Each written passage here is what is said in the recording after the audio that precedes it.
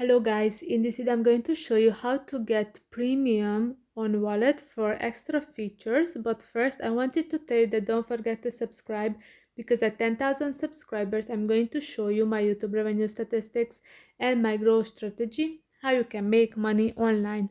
So first open the app. After that, click on the three lines at the top of the screen and you can see the first option is get premium. So with premium you can get unlimited accounts, you get unlimited bank account syncs, multi-user collaboration, advanced charts and reports, and tools and widgets.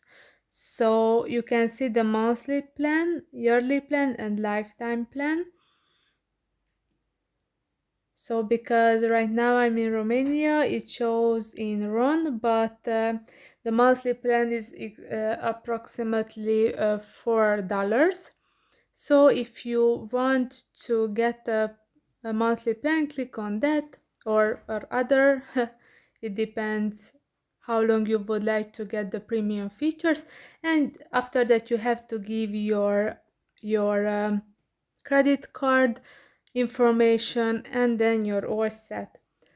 I hope this video was helpful for you. If it was, please consider subscribing and see you in the next one. Bye bye.